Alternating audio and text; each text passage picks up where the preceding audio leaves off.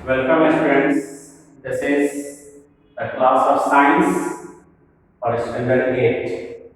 अभी हम लोग स्टैंडर्ड 8 के साइंस क्लास में हैं और चैप्टर 1 का डिस्कशन चल रहा है। ऑलरेडी इस पे और भी पहले कुछ क्लासेस हो चुके हैं जिसमें agriculture, crop plants and agricultural practices और हम लोगों ने डिस्कस किया है। आज हम लोग एग्रीकल्चर से रिलेटेड कुछ इंपॉर्टेंट टर्म्स, कुछ डिफिनेशनल टर्म्स, कुछ टर्मिनोलॉजी हैं जो इस चैप्टर के बैकबोन्स हैं।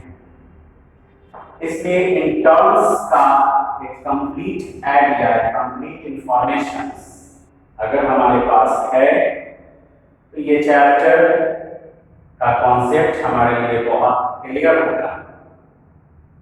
तो आज हम लोग उन्हीं टर्म्स पे डिस्कस करेंगे।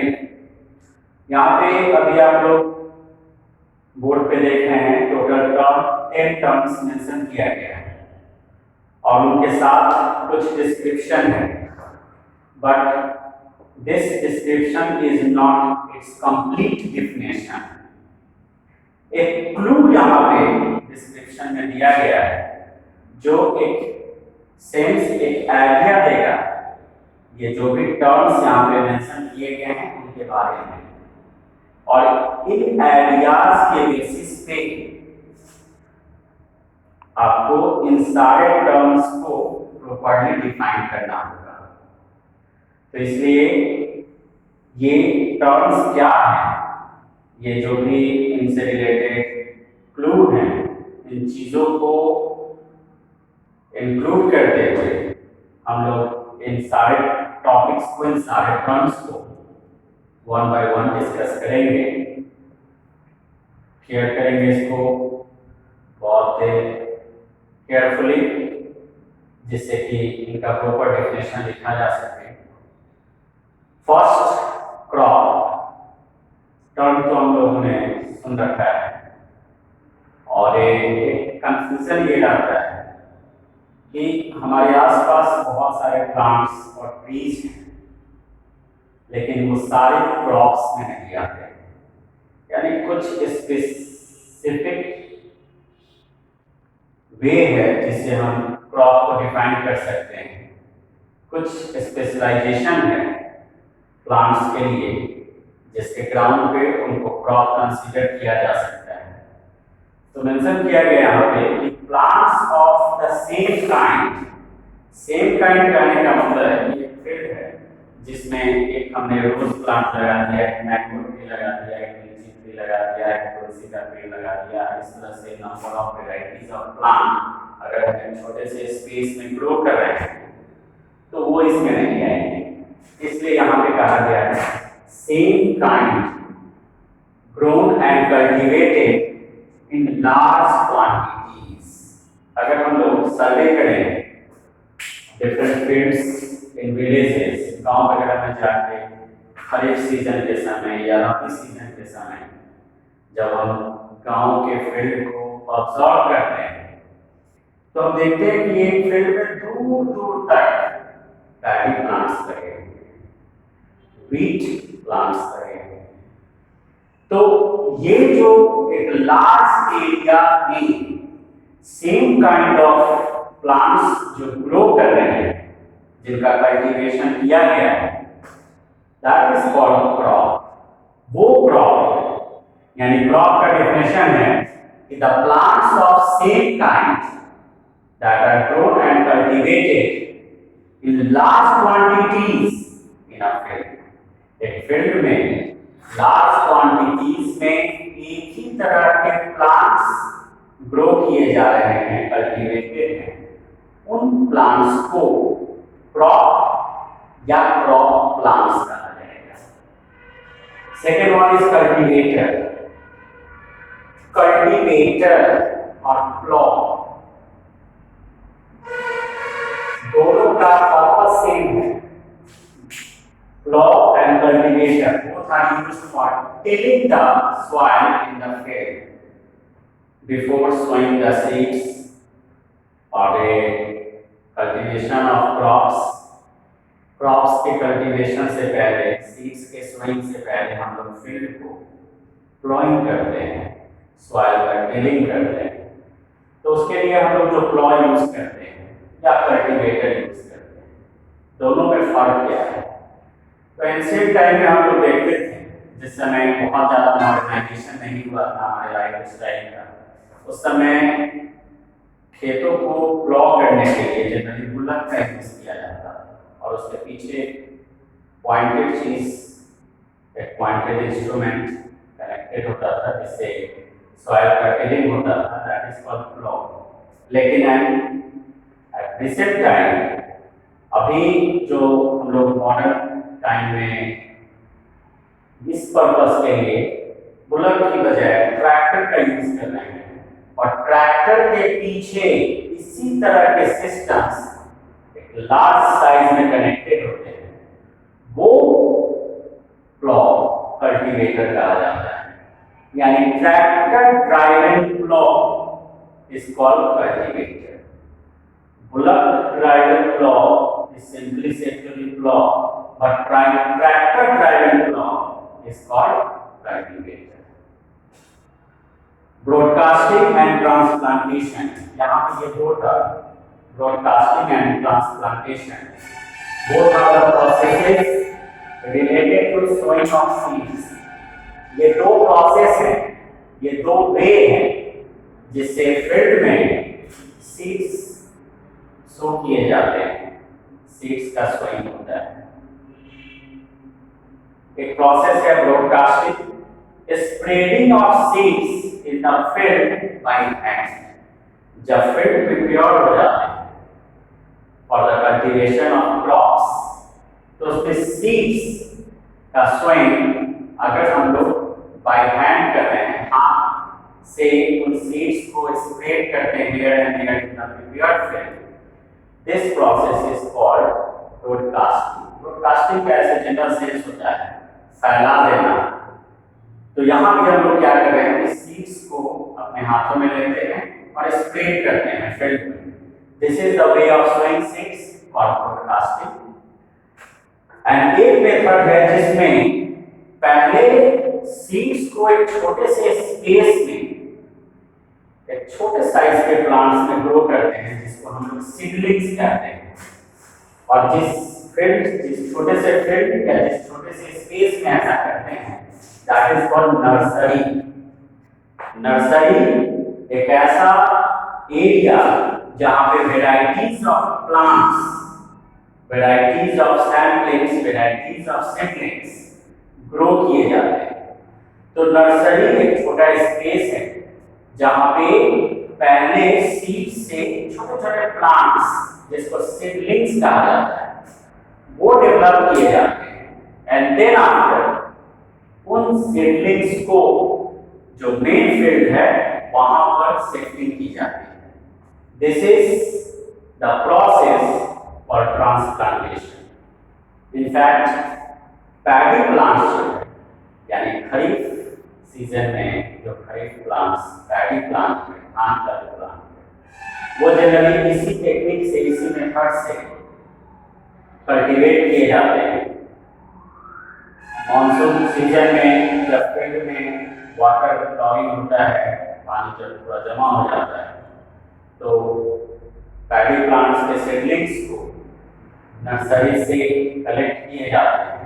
एंड देन आफ्टर उस फील्ड में एक रो वाइज मेथड में उनका शिफ्टिंग किया जाता है, उनको सोइंग किया जाता है। तो this is the process through which the paddy plants are cultivated or sown in the field, and this process is called transplantation.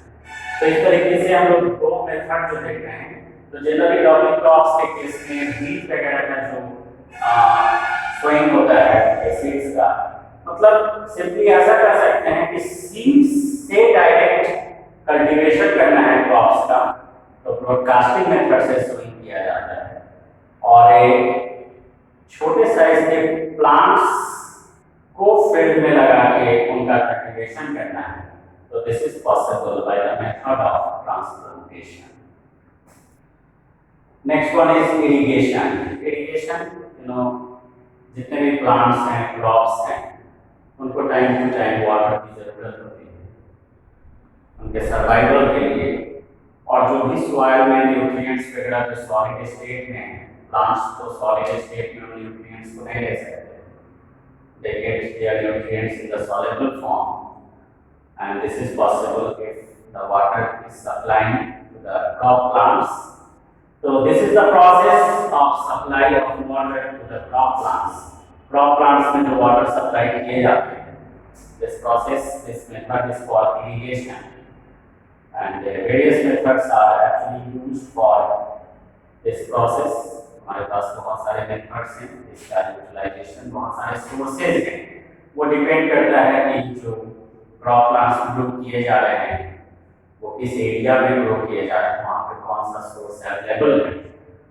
उन सोर्सेज का यूज करके क्रॉप प्लांट्स को वाटर सप्लाई किए जाते हैं। This is process called irrigation. Water logging, this is a very common term. ये common term है। कहीं भी किसी स्पेस में, किसी फील्ड में एक्सेस वाटर का कलेक्ट हो जाना, वाटर लॉगिंग का।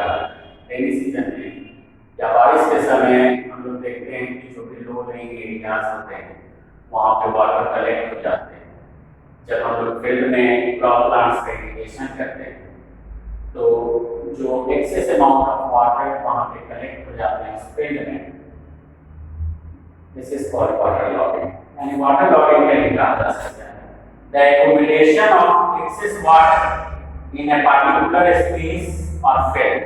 किसी पार्टिकुलर स्पेस या फील्ड में एक्सेस वाटर का एक्यूमुलेशन यानी जमा हो जाना, water logging.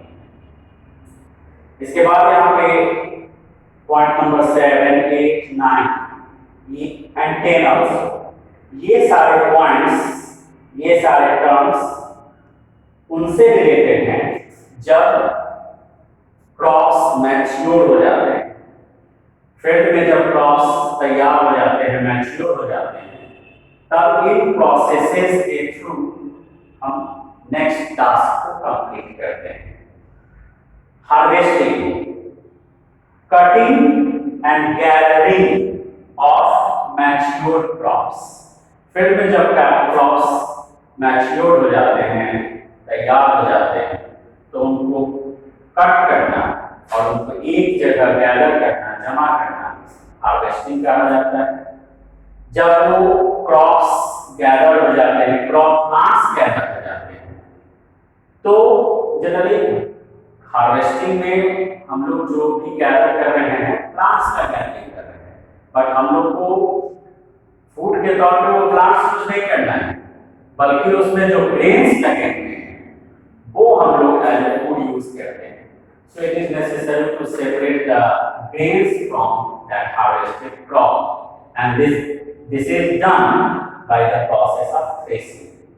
Yani threshing is the process of separating of grains from the harvested crops. गाँव वगैरह में देखते हैं जब किसी क्रॉप्स का हार्वेस्टिंग हो जाता है तो उन हार्वेस्टेड क्रॉप्स का बंडल बना लिया जाता है। अगर मैनुअली करना है तो मशीन भी है, थ्रेशर जिसको कहा जाता है, उसके हेल्प से ग्रेन्स को प्लांट से अलग किया जा सकता है। लेकिन अगर मैनुअली करना होता है तो देखते हैं कि वो क्रॉप प्लांट्स का बंडल बना लिया जाता है, एंड देन आफ्टर किसी हार्ड चीज पर उसको जोर जोर से पटके जाते हैं। ऐसा करने से उस हार्वेस्टेड क्रॉप प्लांट से ग्रेन्स का सेपरेशन हो जाता है। तो this is called threshing. Manually इस तरीके से किए जाते हैं।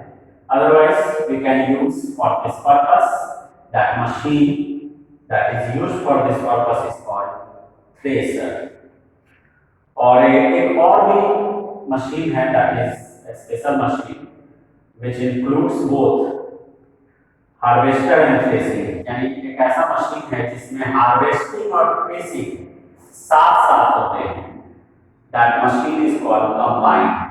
Combined is the machine which includes both of the processes, harvesting as well as threshing. यानी हार्वेस्टर कंबाइंड फॉर्म में जो मशीन यूज किए जाते हैं that is called combined. Next winnowing, grains generally उनके ऊपर कुछ कवर होते हैं और उसके अंदर में फूड ग्रेन्स होते हैं। तो वहां पे ऐसा है कि जो ग्रेन्स के साथ चाफ यानी जिसको हम लोग भूसा कहते हैं चाफ, उनको सेपरेट करने के लिए विंड के हेल्प से उनका सेपरेशन पॉसिबल है और उस प्रोसेस उस मेथड को विनोइंग कहा जाता है। Winnowing is the process of separating grains from the chaff with the help of wind. Threshing process complete होने के बाद जब नेचर में विंड ब्लो कर रहा होता है तो ग्रेन्स along with chaff एक हाइट से उनको फॉल डाउन कराया जाता है। Generally chaff is lighter than the grains, इसलिए वो विंड के फोर्स से ग्रेन से सेपरेट होकर कलेक्ट होते हैं और ग्रेन्स अलग कलेक्ट हो जाता है। इस तरह से ग्रेन्स का चाफ से सेपरेशन हो जाता है। अगर नेचर में विंड नहीं है तो फैन वगैरह का use, table fan, stand fan का यूज करके इस प्रोसेस को कंप्लीट किया जा सकता है। यानी winnowing is the process of separating grains from the chaff with the help of wind. And second one is next 10 buffer stock. This term is related to storage of grains. Generally हम लोग जो crops का cultivation करते हैं एक large field में large quantities में की जाती है और जब हार्वेस्टिंग, थ्रेसिंग और विनोइंग का प्रोसेस कंप्लीट हो जाता है तो उनका स्टोरेज किया जाता है और उसको एक लंबे टाइम तक यूज किए जाते हैं। कभी कभी ऐसा होता है कि जो क्रॉप्स का कल्टीवेशन हुआ है, जो प्रोडक्शन हुआ है, वो हमारे जरूरत से ज्यादा प्रोडक्शन हो जाते हैं। तो वैसे सिचुएशन में उनको गवर्नमेंट रिजर्व रखते हैं। तो कभी कभी ऐसा हो सकता है ड्यू टू मानसून फेलियर और अनदर इमरजेंसी कंडीशन, जब क्रॉप्स फेलियर होते हैं, ग्रेन्स का शॉर्टेज हो जाता है, तो इसी रिजर्व स्टॉक का यूज किया जाता है। And this stock is made by government only. एक जनरल पर्सन इसको नहीं कर सकता है क्योंकि ये उसके थ्रू ब्लैक मार्केटिंग कर सकता है। इसलिए अगर किसी सीजन में, किसी ईयर, किसी पार्टिकुलर फूड ग्रेन्स का प्रोडक्शन हमारे यूज से ज्यादा है तो गवर्नमेंट उसका एक रिजर्व स्टॉक तैयार करती है। And that huge reserve stock of food grains is called buffer stock. इसको हम लोग इमरजेंसी स्टॉक भी कह सकते हैं। ये स्टॉक हमारे लिए उस समय ज्यादा वैल्यूएबल और यूजफुल होता है जब हमारे कंट्री में किसी नेचुरल डिजास्टर के कारण या मानसून फेलियर होने के कारण क्रॉप का प्रोडक्शन हमारे नीड के अकॉर्डिंगली लेस होता है। तो इसी स्टॉक से गवर्नमेंट अपने कंट्री के लोगों के लिए फूड अवेलेबल कराता है। तो these are 10 terms which are related to the agriculture। ये जो यहाँ पे 10 terms मेंशन किए गए हैं, these are very important terms and agriculture के बहुत सारे इवेंट्स और प्रैक्टिसेस को समझने के लिए इन टर्म्स का क्लियर कॉन्सेप्ट होना बहुत जरूरी है। तो यहाँ पे जो भी डिस्कशन हुआ या इससे रिलेटेड जो यहाँ पे क्लू वगैरह मेंशन किया गया है, by using them you have to define all these terms in proper manner. This is the homework of this class. Now that's all. Thank you.